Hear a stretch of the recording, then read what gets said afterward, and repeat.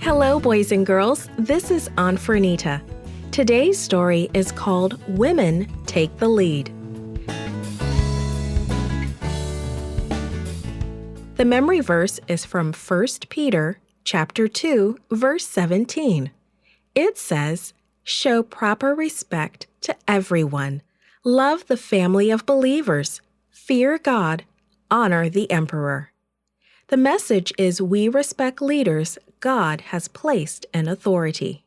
Have you any special jobs you do at home? Does your mom or dad ask you to do things? God has special work for each of us. Let's discover more about one person whom God gave a special work. God gave Deborah a special responsibility to lead Israel. It was hard work. The people did not obey God. They worshipped idols instead. 20 years earlier, King Jabin had attacked Israel. He won the battle and made the Israelites his slaves. Now everyone lived in fear of the king and his general, Sisera, who had 900 chariots of iron. Deborah was called a judge. She did not have an office in a courthouse as judges do today. She sat outside under a palm tree. When people had a problem, they came to her to help them find a solution. They asked her for advice. Again and again, she heard how the people were sorry for turning away from God and for worshiping idols.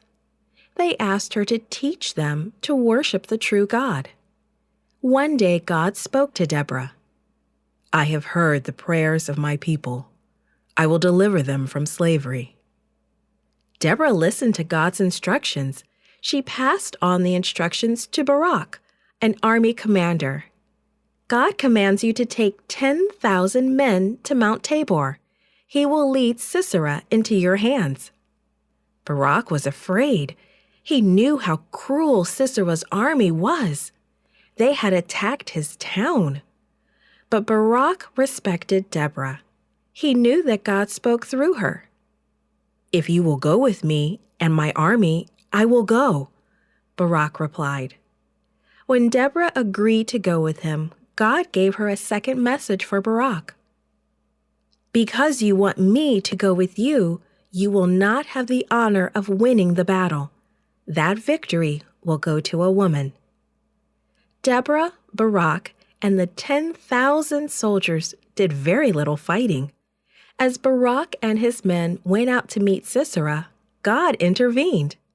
Sisera and his army left their chariots and ran away. Barak and his men caught them and destroyed the army. But in all the confusion, Sisera escaped.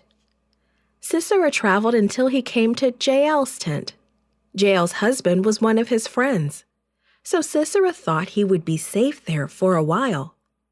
Sisera asked Jael for something to eat and a place to hide while he rested. Jael knew that Sisera was a wicked man.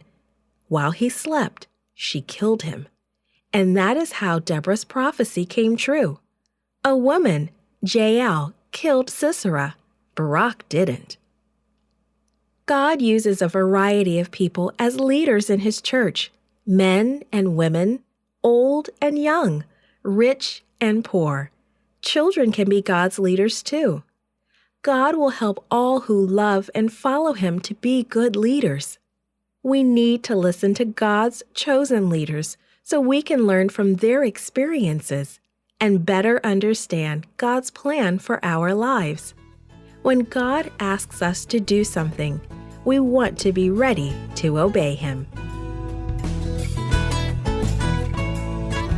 This podcast is read by Fernita Buddy for Gracelink.net. Created and produced by Falvo Fowler. Post-produced by Faith Toe at Studio El Piso. The theme music is by Clayton Kinney. Animation and artwork by Giogo Godoy. The audio engineer was Karel Holness. For more information, please visit Gracelink.net.